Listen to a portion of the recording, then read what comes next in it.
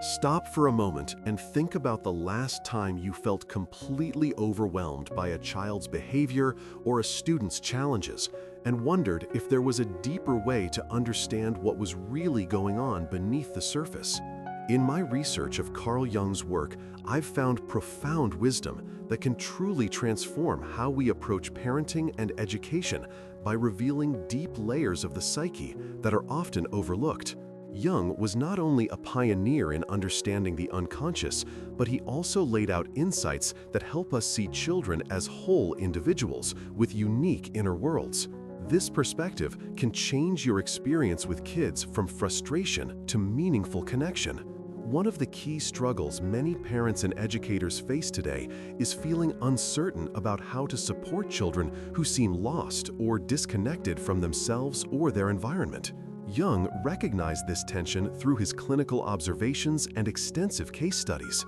He understood that children often express their unconscious conflicts symbolically through behavior, dreams, and play. These are not random acts or mere mischief, but vital messages from their inner selves. Jung observed that when adults fail to recognize and honor this inner language, children can feel unseen and misunderstood, which only deepens their turmoil. Reflect on that because it matters urgently in an era where distractions and surface behaviors dominate our focus. Looking through Jungian eyes means learning to listen beyond words. Jung's concept of individuation, the process of becoming your authentic self, applies to children as much as adults. He proposed that every human psyche contains a shadow element, composed of rejected or unconscious parts of ourselves that inevitably seek integration. In parenting and education, this means our role is not to force conformity or suppress difficult feelings, but to create a safe space where children can encounter their shadows courageously. This journey is vital for their psychological development and adult well-being. In my extensive study of Jung's patients and writings, I came across many stories illustrating this point. One case involved a boy who projected his shadow as aggression and fear onto his classmates. When his teacher approached this behavior with punitive discipline, it only escalated. But when she embraced Jung's ideas and encouraged expression through creative arts and reflection, the boy gradually reclaimed those shadow aspects and developed empathy and self-awareness. This example encapsulates Jung's revelation that true growth comes from engagement with the unconscious, not repression. Comparing this to mainstream educational theories highlights a stark difference. Jung does not advocate a one-size-fits-all strategy, but rather a deeply individualized approach, listening to the child's unique symbols and dreams. For instance, Jung saw play as a sacred expression of the unconscious, a symbolic language where unresolved conflicts and archetypal themes emerge. This view invites parents and educators to observe the symbolic content in a child's drawings or stories as clues to their inner life, rather than dismissing them as frivolous.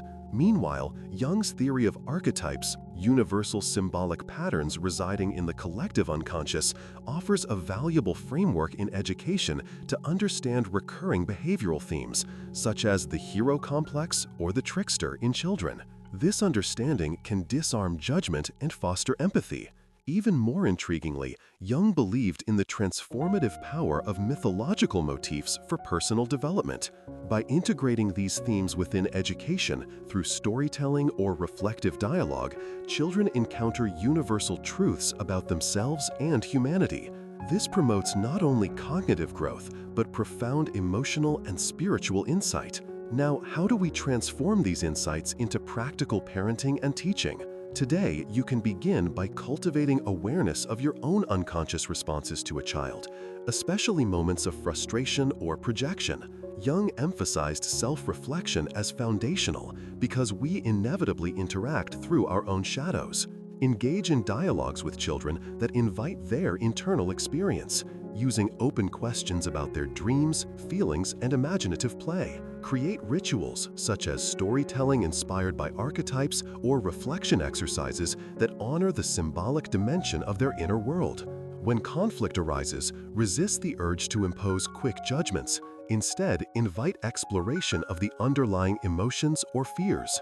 These steps nurture a respectful environment, supporting individuation and integration. Furthermore, practicing active imagination, a method Jung championed, where one dialogues consciously with images or feelings emerging from the unconscious, can be adapted for educational settings, as guided meditation or art therapy, offering a bridge into the child's psyche. Remember, Jung firmly believed human beings hold an innate capacity for growth and healing if met with patience and understanding. Your role is to foster that potential, not control it. Realizing this shift changes the dynamic from authoritarian to collaborative, awakening a child's own agency. To summarize, Jung's core message is that parenting and education are not merely about transmitting knowledge or enforcing behavior, but about accompanying children on their profound inner journey toward wholeness. Including the unconscious in your perspective reveals rich psychological terrain full of meaning and growth possibilities. When applied, this approach can transform conflicts into opportunities for connection and children's struggles into milestones of personal development. You can start using Jungian concepts today by observing symbolic behaviors attentively, reflecting on your projections, inviting inner dialogue with children, and integrating mythic storytelling within your routines. The promise here is a more empathetic and psychologically nourishing environment that honors each child's unique path. Tomorrow, I invite you to join me as we explore a deeply related question: how do I help others without becoming codependent? We will uncover why Jung's insights on boundaries and individuation are absolutely essential for anyone invested in helping relationships, including parents and educators. This next conversation builds directly on what we discussed today and holds the key to maintaining healthy support without losing oneself. If you found this exploration meaningful, please like and share your experiences or comments and subscribe, and for more Jungian insights that genuinely empower your psychological growth. Together, we will continue navigating these profound themes and bring Jung's timeless wisdom into our everyday lives with compassion and clarity. I look forward to seeing you in the next video and helping you deepen your journey towards conscious, loving parenting and education through Jung's extraordinary legacy.